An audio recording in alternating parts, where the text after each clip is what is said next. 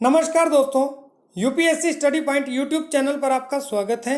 My name is Manoj Madhav और आज की क्लास में हम डिस्कस करने जा रहे हैं साइमन कमीशन के बारे में। लास्ट क्लास में हमने डिस्कस किया था भारत शासन अधिनियम 1919 के बारे में।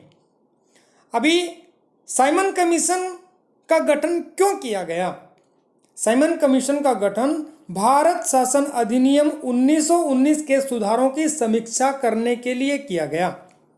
यह एक वैधानिक आयोग था, 7 सदस्य थे इसमें। सर जॉन साइमन इसके अध्यक्ष थे और इसी के साथ साथ 1930 में इसने अपनी रिपोर्ट प्रस्तुत की।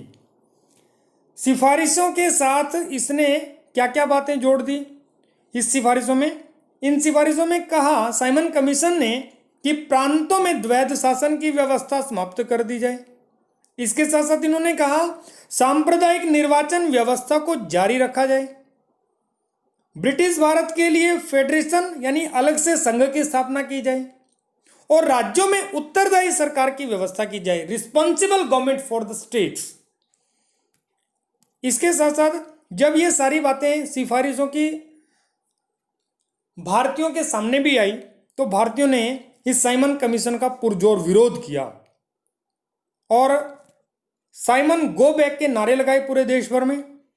कारण क्या था विरोध करने का? क्योंकि इसके सभी सदस्य, इस आयोग के सभी सदस्य अंग्रेज थे और इसके कारण से, क्योंकि अंग्रेज भारतीयों के हित की बात सोच नहीं सकते थे, इस कारण से इसका विरोध हुआ। दूसरा कारण यह था कि आयोग की नियुक्ति 2 वर्ष पूर्व ही कर दी गई। जब इसका विरोध हो रहा था तो इसी समय अंग्रेजों को समझ में आ गया कि भारतीयों को भी इसमें इंक्लूड करना होगा, इस डिसीजन मेकिंग में इंक्लूड करना होगा और इसीलिए 3 गोलमेज सम्मेलन हुए।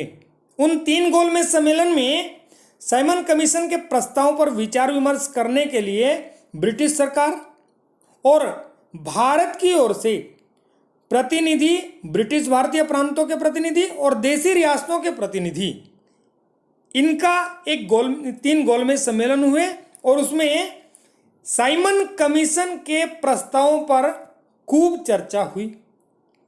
और इस चर्चा में जो निकल करके आया कि संवैधानिक सुधार होने चाहिए कुछ, उन संवैधानिक सुधारों का एक श्वेत पत्र बना करके ब्रिटिश संसद की, ब्रिटिश पार्लियामेंट की एक प्रवर समिति को भेज दिया गया।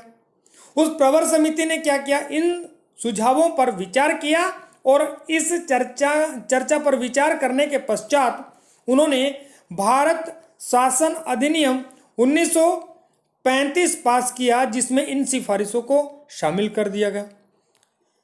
आगे बढ़ते हैं दोस्तों। सांप्रदायिक अवार्ड, इसी के साथ साथ ब्रिटिश प्रधानमंत्री रैमजे मैकडोनाल्ड ने एक घोषणा की, अल्पसंख्यकों के प्रतिनिधित्व पर एक योजना थी और उसी योजना का नाम था सांप्रदायिक अवार्ड।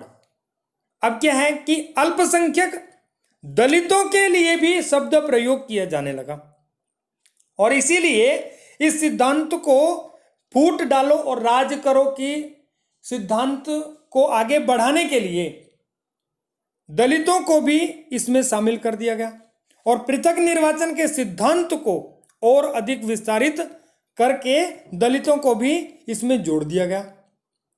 इसी में ही महात्मा गांधी जी ने इस दलितों को इसमें जोड़ने के लिए इस सिद्धांत का विरोध किया और इस प्रकार से महात्मा गांधी जी ने यरवदा जेल में, पुणे की यरवदा जेल में अनशन शुरू कर दिया। जब अनशन शुरू हो गया तो कांग्रेस के नेता और प्लस दलितों के नेता, ये इन दोनों में,